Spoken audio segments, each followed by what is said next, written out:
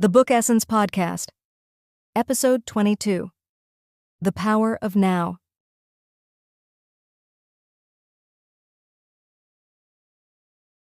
Welcome to the deep dive.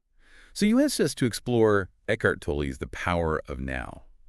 You mentioned wanting, more peace, more presence, but without getting bogged down in really dense spiritual stuff. Right. The desire for something practical, something you can feel now, not just understand intellectually. And Tolle's work, at its core, really does aim for that. It's surprisingly direct, though maybe not always simple to practice. Exactly. And the main idea in The Power of Now is basically this. Our minds, great tools, amazing even, but they often end up running the whole show. All that noise inside, that constant chatter. And we start thinking, that's who we are. And Tolle says, well, that's where a lot of the struggle comes from. Yeah. Real peace, he argues, comes when we take a step back from that. When we stop identifying as the thoughts and instead connect with the present moment, what he calls being. And that's the key for what you're looking for, isn't it? Practical takeaways. Our mission here isn't just to, give a book report. It's really to pull out those things you can actually do. Things you can try today, tomorrow, to quiet that mental noise and just be here more. Tolle kicks things off with this really striking story, the parable of the beggar on the box. You picture this guy, right? He's been sitting on this old wooden box for decades, begging, totally convinced he has nothing. Then one day, someone suggests he look inside the box he's been sitting on all this time. He pries it open, and it's packed with gold. It's such a powerful metaphor, isn't it? How we keep looking out there for happiness, for fulfillment. Yeah, in jobs, relationships, stuff. Exactly. And we miss, as Tolle puts it, the immense spiritual wealth within ourselves. It speaks right to that desire you mentioned, wanting insight without information overload, the gold, the peace.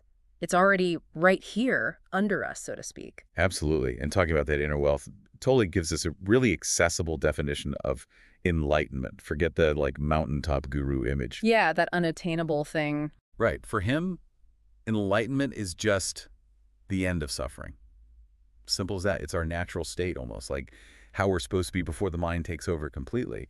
And we get back to it by reconnecting with this being. It's not about becoming someone else. It's about remembering who you already are underneath it all. Which is pretty hopeful, I think. Yeah. It makes it feel less like this impossible goal and more like coming home. A very encouraging way to frame it. It's available. And the absolute core of it is this concept of being. It's hard to define, but think of it as that deep, quiet presence underneath everything, beyond thoughts, beyond emotions, beyond even your physical self. Just pure awareness, stillness. And the only place you can actually feel that, experience it directly. Right here, right now, in the present moment. That's the only access point. So this whole deep dive really is about exploring how we can find that access more often. Let's get into it, starting with maybe the most fundamental idea. You are not your mind. Okay, yeah. So Tolle jumps right in, challenging this idea. We all kind of absorb that our thoughts are us. He says the mind creates this illusion, a false identity. He calls it the ego. And this ego, it's like a nonstop narrator in your head, isn't it? Always digging up the past things you regret, ways you were wronged, or spinning anxieties about the future, what might go wrong, what you need to do. Constantly. And all that mental activity, it's like a fog. It obscures who we really are beneath the thoughts and keeps us stuck in these negative loops. It really hit me when I first read that.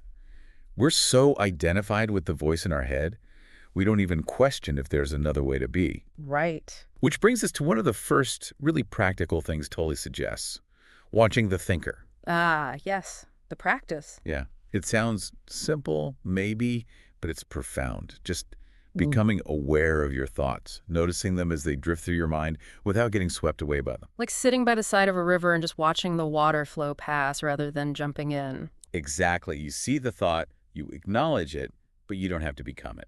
And the real power in that watching, it's the space it creates.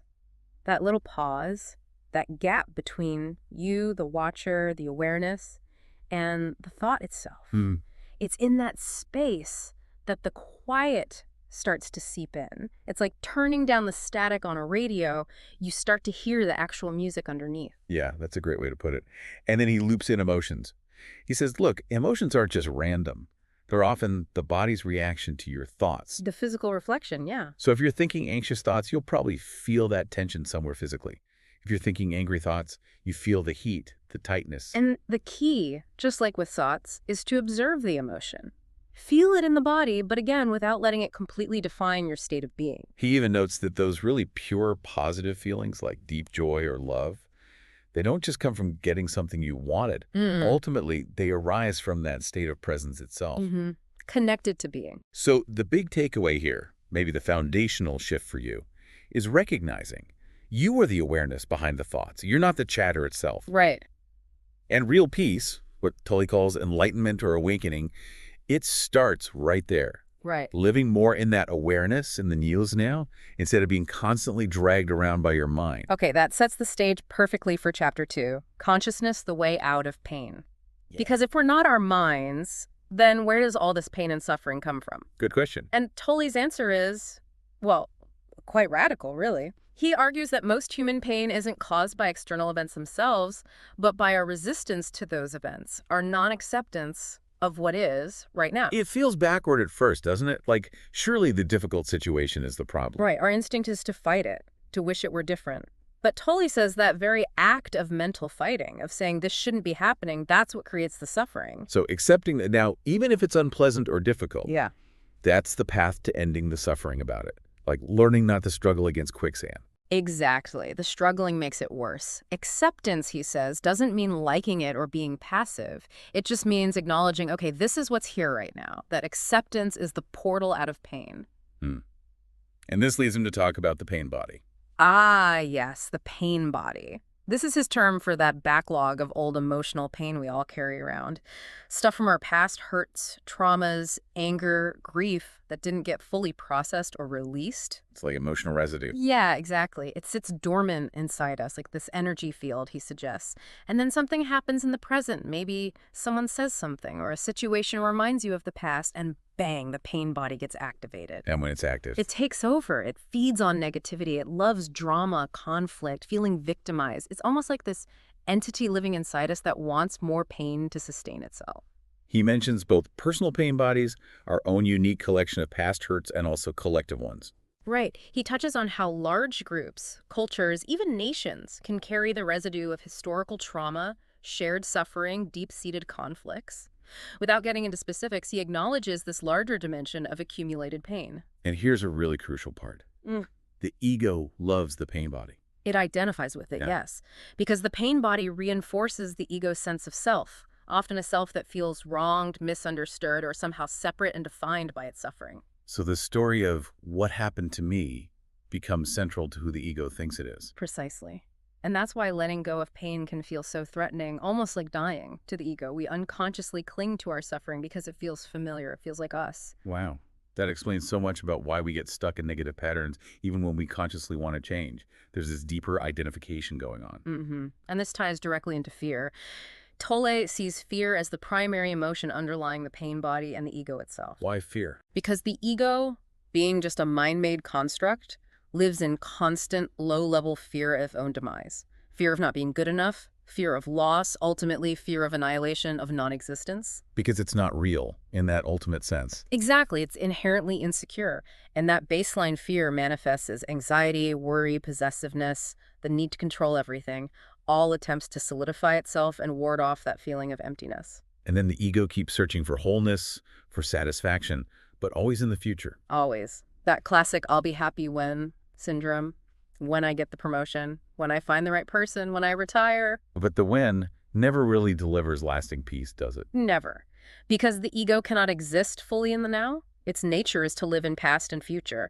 True wholeness, Tolle insists, isn't an achievement down the road. It's available only in the present moment, once we disidentify from the ego. So, wrapping up Chapter 2. A lot of our pain comes from resisting the present and identifying with old wounds, but the key is awareness. Awareness is the solvent. Bringing conscious attention to the pain body without judgment begins to dissolve it. Okay, which flows perfectly into Chapter 3.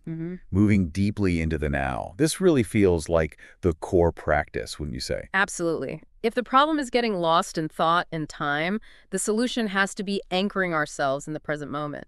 This is where Tolle really unpacks how to do that and why it's so transformative. He really hammers home that the now isn't just, 2:3 p.m. on a Tuesday. It's the access point, the only place life ever actually happens. Right.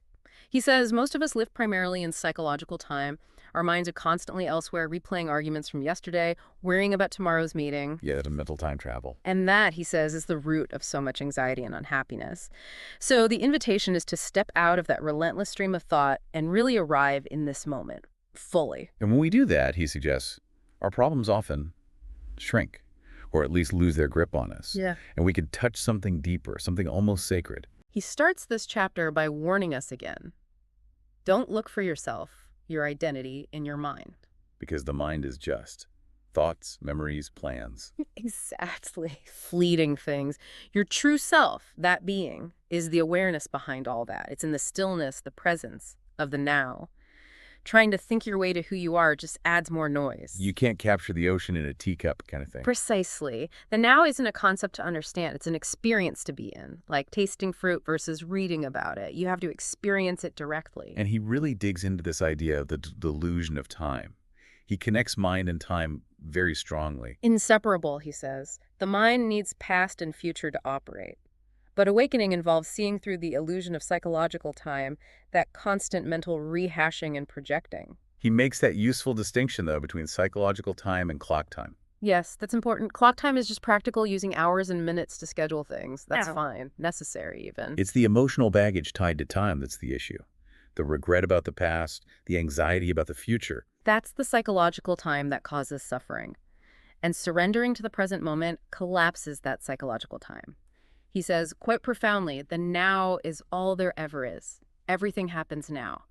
The past happened, now the future will happen now. Wow. Yeah, and he elevates the now even further, calling it sacred, the key to the spiritual dimension. When we're truly present, he believes, we're not just calmer. We're actually connecting with something deeper, something divine within ourselves and within life. That power of now isn't just about stress relief. It's about accessing a fundamentally different level of consciousness. And it's not about achieving something new, but remembering our true nature that's always here. Exactly. So the big question becomes, how? How do we actually do this? How do we access the now more? He gives some really down-to-earth suggestions. One is paying intense attention to mundane tasks. Like washing dishes. Yeah, or walking or folding laundry. Instead of letting your mind wander off, bring your full awareness to the physical sensations, the sounds, the movements. Treat it like a meditation.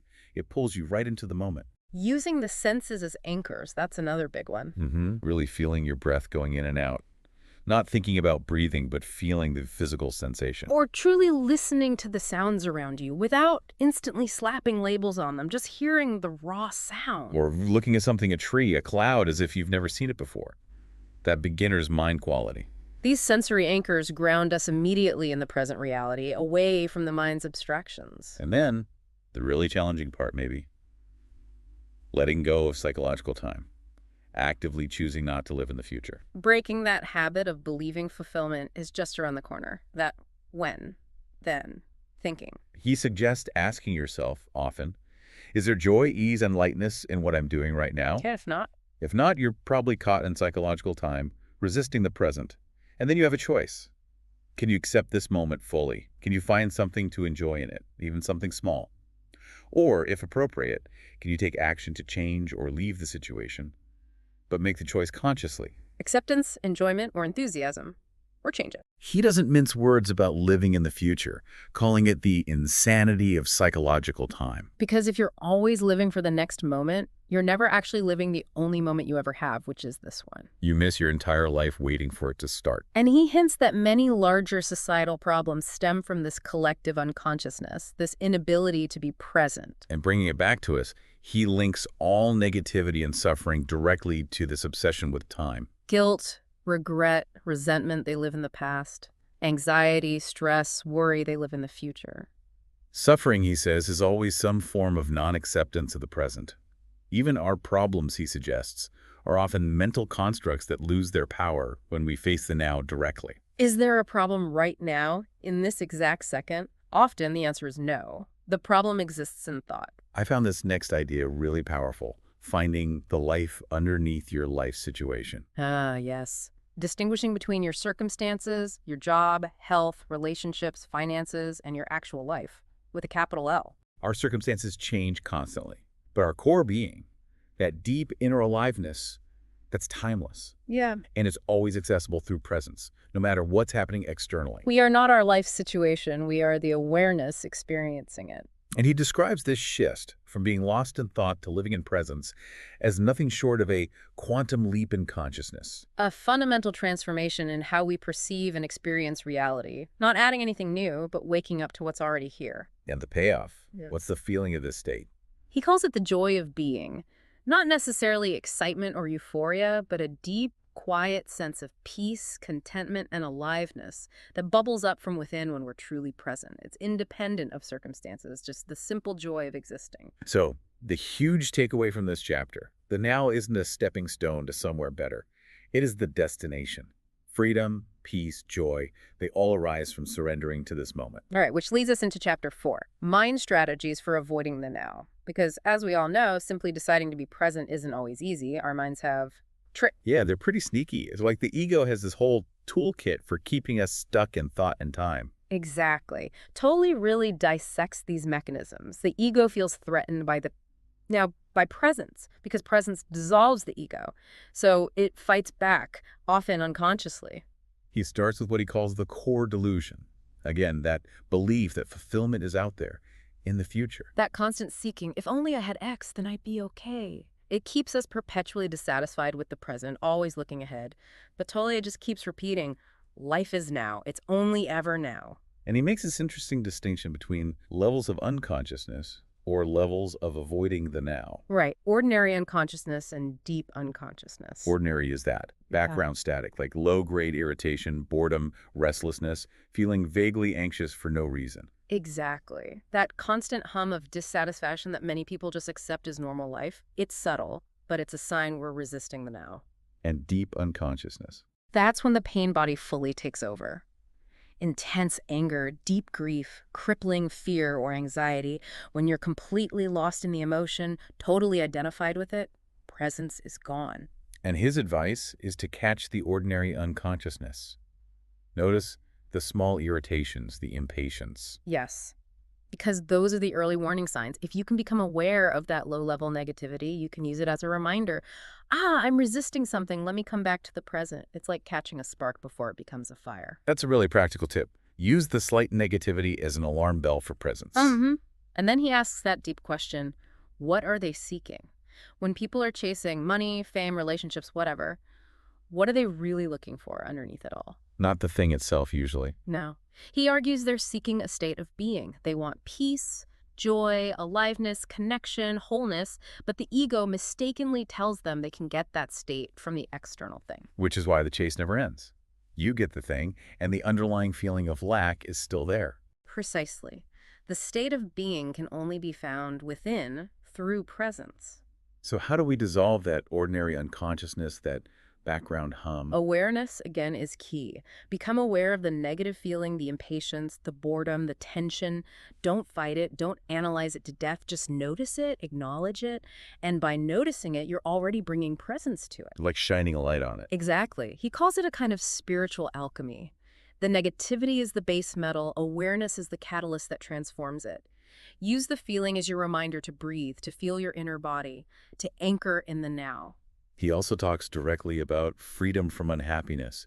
He observes how many people live in this state of quiet desperation, almost normalized unhappiness. Yeah, just accepting it as how life is. He encourages us to really question that, to notice feelings of discontent, even small ones, and then to practice radical acceptance of the present moment. Ask yourself, in this exact second, stripped of my story about it, is there anything fundamentally wrong? Often the answer is no. The unhappiness is coming from the mind's interpretation. It's resistance. And he clarifies, this isn't about resignation. It's about finding a place of inner peace from which to act if action is needed, rather than reacting out of negativity. A very important distinction. And then comes that incredibly simple, incredibly profound instruction. Wherever you are, be there totally. Be fully present, whatever you're doing. Waiting in line, be there totally. Listening to someone, listen totally. Stuck in traffic, feel the seat, notice the sounds, be in the car, totally. Resist the mind's constant pull to be somewhere else, thinking about the next thing, wishing this moment away. That's the ego trying to escape the name. Tolle says when you give your full attention, even the most mundane activity can become fulfilling, or at least peaceful. It becomes a practice in presence. And he introduces that helpful idea of two purposes in life. Right. The outer purpose, what you do in the world, your goals, your achievements, and the inner purpose. Your state of consciousness while you're doing the outer things. Are you present? Are you awake? That inner purpose, Tolle says, is primary. Awakening is the real point. The outer is secondary, a playground for the inner. You could succeed wildly on the outside but fail completely on the inside if you're not present. Precisely. And finally, in this chapter, he reminds us, the past cannot survive in your presence. How so? The past only had power over us because we keep thinking about it, identifying with it, replaying the old stories and emotions. Giving it energy through thought. Yes, but when you are fully present, anchored in the world, now that mental replay stops. You disidentify from your personal history. It doesn't mean you get amnesia, but the emotional charge dissolves. The past is seen for what it is, something that happened then, not something that is happening now or defining who you are now. Presence cuts the roots of the past's influence. Beautifully put. So the big takeaway. The ego uses many strategies to pull us out of the now and keep us lost in time. Freedom comes from recognizing these patterns and consciously choosing, again and again, to be fully present. Okay, that leads us logically into Chapter 5, the state of presence. Yeah. We've talked about getting there, avoiding the traps. Now, what is this state like? Exactly. He dives deeper into the actual quality, the feeling, the experience of being present. And the first thing he stresses is, it's not a thought. You can't think your way into presence. No, it's a direct experience of feeling awareness. It's a state of being intensely alive and alert, but without the usual mental commentary. It's consciousness awake to itself, beyond labels. It's not being spaced out or sleepy. Quite the opposite. He emphasizes it's a state of heightened alertness, but a relaxed alertness. Not tense, not driven by anxiety, but simply aware, open, receptive. And I loved his reframing of waiting. Ah, yes. That's such a common source of ordinary unconsciousness, isn't it? Waiting for the bus, waiting for a meeting, waiting for things to get better. We usually fill that time with impatience, mental rehearsals, frustration, resisting the moment of waiting. Right. We're mentally projecting into the future. Tolle suggests turning waiting into a presence practice. He calls it conscious waiting. How does that work? Instead of mentally resisting the wait, you embrace it. You become still and alert. You pay attention to your breath, to your inner body, to the sights and sounds around you, without judgment. You use the waiting period as an opportunity to just be. Full attention without tension, he calls it. So waiting in line becomes a chance for meditation, essentially. Exactly. Any moment you might normally label as wasted time can become a portal to presence. And he connects presence to beauty, too, how beauty arises in stillness. Yes. He suggests that when we perceive something, nature, art, another person from a state of presence, without the constant stream of mental labeling and judgment, its inherent beauty shines through more brightly. It's not the object changing, but our perception clearing. Precisely. The beauty was always there, but the mental noise was obscuring it. Presence allows us to see, or rather sense, the deeper aliveness in things. The beauty comes from the depth of our presence meeting the world. And this leads to the core idea, realizing pure consciousness. Presence is pure consciousness awareness itself before it gets clouded by thought and identification with form. This, Tolle says, is our fundamental identity. Not the thoughts, not the body, not the personality, but the awareness of all those things. Yes. We spend most of our lives identified with the waves on the surface, the thoughts, emotions, sensations. Presence is realizing we are the ocean itself, the deep, still awareness underneath. And as we rest more in that awareness, The ego, that false sense of a separate mind-made self, naturally begins to diminish. It loses its grip. And what emerges is that underlying peace, the timelessness of pure awareness. and then he brings in that esoteric meaning of Christ. Right. He uses it not just to refer to the historical Jesus, but as a symbol for that divine spark, that indwelling presence of consciousness within every human being, the potential for awakened consciousness. The I am presence. Exactly. Pure being. So, in this view, realizing presence isn't just a psychological shift, it's connecting with that deeper, inherent divinity.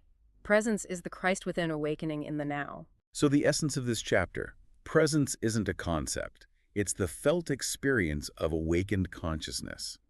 It's our true nature, accessible right here, right now, beneath the mind's activity. Which brings us nicely to Chapter 6, the inner body. If presence is our nature, how do we access it more tangibly?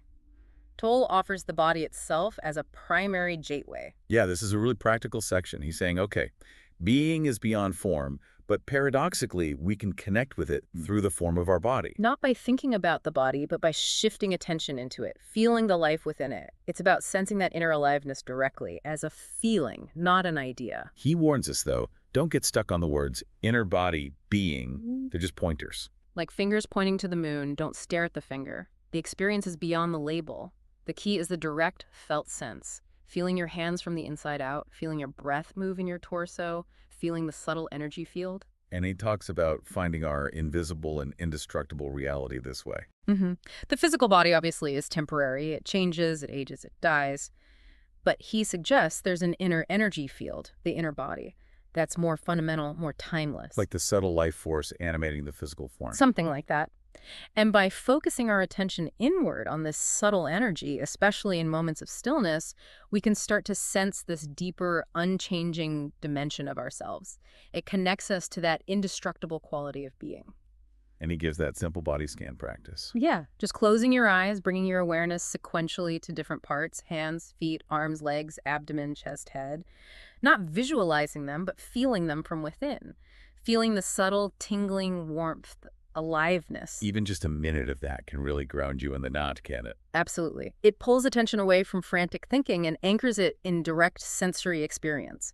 With practice, he says, you can feel the whole body as one unified field of energy. And he really emphasizes the body not as an obstacle to spirituality, but as a doorway. Totally shifts that old narrative of body versus spirit.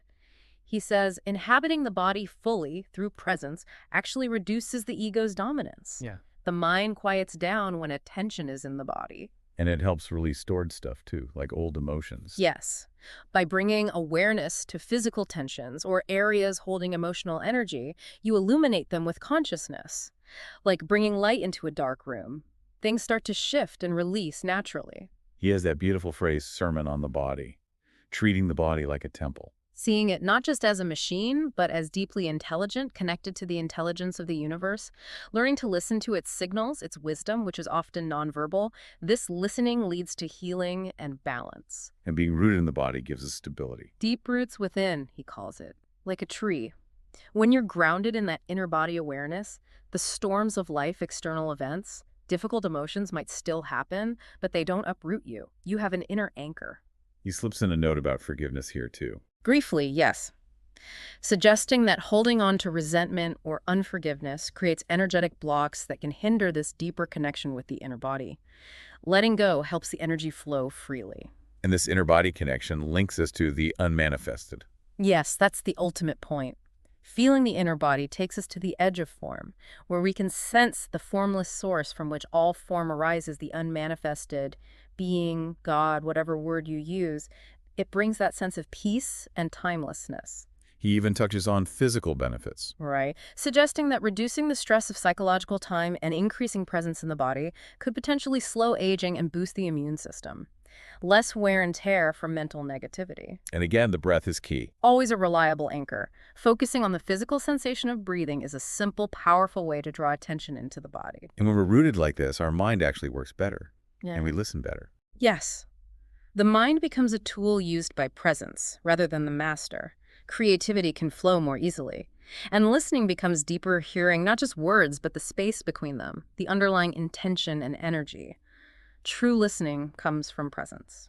So the core idea, the body isn't a limitation. It's a living portal. Feeling its inner energy takes us beyond the mind into our timeless essence. Right. And that leads us into the final content chapter, chapter 7, portals into the unmanifested. He expands beyond just the inner body here. So other ways to access that deeper reality. Exactly. He reiterates that the inner body is a prime portal. Deepening attention there dissolves thought and connects us to the formless. He also links it explicitly to concepts like chi or prana from Eastern traditions, that life energy that presence enhances. Practices like Tai Chi work directly with this. But then he offers other doorways, like dreamless sleep. Yeah, interestingly, he calls dreamless sleep an unconscious portal. The thinking mind stops, identification with form ceases, and we merge back into the source, the unmanifested, even without being aware of it. It shows our inherent connection is always there. So what are the conscious portals besides the inner body? He highlights stillness, finding the inner silence beneath the mental noise. Not necessarily absence of external sound, but an inner quietude. And space. That's an interesting one. Yes. Becoming aware of space itself. The space between objects in a room, the space between thoughts, the vastness of the sky. Seeing space not as emptiness, but as a field of potential, of silent awareness. And the now itself is a portal. The ultimate portal, really. Yeah. Deeply entering the present moment, suspending judgment and mental commentary is the direct way in. These portals, stillness, space, the inner body are always here, but usually overlooked because we're lost in thought. He wants us to rethink time and space. Yeah.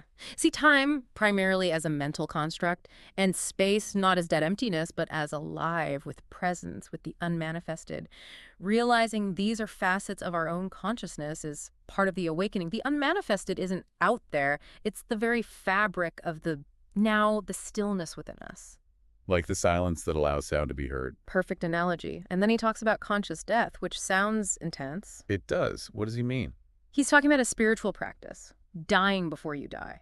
It means consciously letting go of your identification with your body, your personality, your story while you are still alive. Letting go of the ego's attachments. Exactly. Recognizing that you are fundamentally the formless awareness, not just the temporary form. It's about embracing the impermanence of the self-image. He frames this not as morbid, but as ultimate liberation. Freedom from the fear of death by realizing your timeless nature now. Wow, that's deep. It is. So the core message of this final chapter, the unmanifested, the formless source, isn't remote. It's accessible through various portals available in every moment: silence, space, the inner body, deep presence. Using these portals frees us from ego and reveals our eternal nature. Okay, so let's try to pull this all together as we wrap up our deep dive into the power of now. It's been a journey through some really core concepts. We started with that fundamental idea. You are not your mind, not that constant chatter. Right, and that much of our pain comes not from events themselves, but from our resistance to the present moment, fueled by past hurts stored in the pain body. Then the crucial antidote, the now. Seeing the present moment not just as fleeting time, but as the only place life happens, the gateway to peace, the access point to your true self or being. We looked at the mind's sneaky strategies, how the ego tries to keep us lost in psychological time, avoiding the present. And contrasted that with the state of presence, that alert, aware stillness that is our underlying nature. Then we explored the body, not as an obstacle, but as a tangible portal to feeling that presence, connecting with the inner body's energy field. And finally touched on other portals like stillness, space, and even conscious surrender, all leading towards that connection with the formless, the unmanifested source of life. And thinking back to you, our listener, who wanted those actionable insights without feeling overwhelmed. We really hope breaking it down this way helped. The simplest starting points maybe are just noticing your thoughts without believing them, that watching the thinker. And consciously bringing your attention back again and again to your breath or the feeling of aliveness in your hands or feet, just for moments throughout the day. Little anchors. Those small moments of presence accumulate. They start to shift your baseline state. We really aim to give you that shortcut to being well-informed on Tolle's core message, hopefully making you feel more accessible and less like a dense philosophical text. So here's a final thought to maybe carry with you. Consider this. What aspect of your daily routine, something maybe you do on autopilot or even dislike slightly, what if that could become a portal? Like brushing your teeth, or waiting for the kettle to boil, or your commute. Exactly. What would happen if you deliberately brought your full, non-judgmental awareness to that activity just for a minute or two? How might that change the texture of your day? Just observe what happens. No pressure, just an experiment in awareness. We encourage you to play with that question in the coming days. See what you notice. Because this deep dive, really, it's just scratching the surface. The power of now, and more importantly, your own direct experience of presence, has so many layers. It's an ongoing journey of discovery. We hope this exploration has been a helpful step on yours.